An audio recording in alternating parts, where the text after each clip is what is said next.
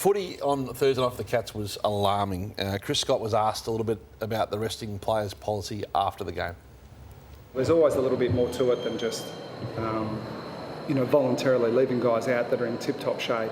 Maybe there is an element of not quite having the cohesion that we'd like at the moment, but again, not something we're going to make snap decisions on or give opinions on right now.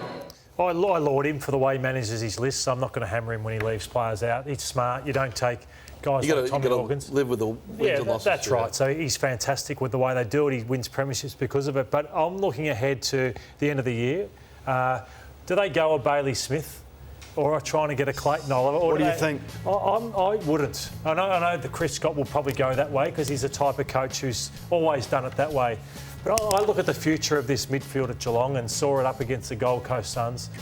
And I don't think they're the answer, those guys. I think they need to try and get if they see it's a strong draft this year, I think they need to look to the future and say Dangerfield's going, Mitch Duncan's going, and we don't need to bring players in with baggage who are going to give up. So their first round pick for Bailey Smith, you'd rather them take that to the draft? Yeah, and to even see if they can try and do more and just get in. They haven't had good picks since Joel Selwood or Nakai Cockatoo. It's been okay for them, but I think the future looks... They've done an amazing job with the picks they have had. They have had, and they brought in generational players in Jeremy Cameron and Dangerfield, but I think the draft's important for them. Caro, an NT 20th team's still a long way away, if ever. The Suns have got to seize the moment and own that market and find a way to put more content there. It won't be easy because it'll come at the expense of Heartland and the Gold Coast.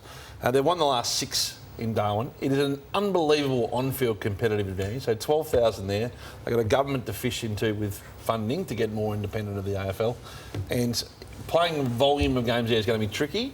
I can't imagine anyone wants to sell them a glorified away game anymore. Those days feel like they're over. But they've got to find a way to get minimum 2 and up to 4 into that market because they are powerful there and there is a market to develop for them. No, that's a good point. And also, of course, they've got so many Northern Territory players because of those draft advantages they received a few years ago. They did make the most of that. Could be the difference between them making the finals a lot this year, getting the content they have into Darwin this year. You asked a great question on the weekend of Scott Pendlebury in an interview on 3AW. The Magpies were magnificent and Pendlebury's first quarter was one of the catalysts. But before that, as he contemplates retirement and a coaching career, he's working closely with Matthew Lloyd as an assistant at Haileybury. He was asked about the chasm between, or the gap between media money and assistant coaching more broadly. He had a fascinating insight.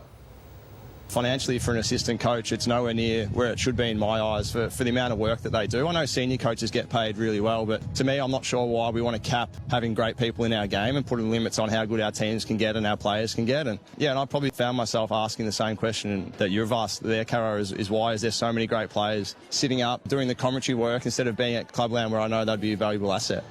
I mean, the 2 most obvious ones at the moment are Luke Hodge and Joel Selwood.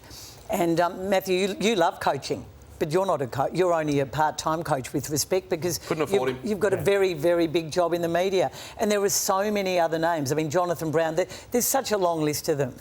Gary Lyon, years before that. And I'm shocked to think that none of those blokes, who I think are the most competitive people I've ever seen, want to coach anymore. I just wonder what a club will do, because this is different. This is a guy who has said his whole career, I want to be an AFL senior coach. Nobody else.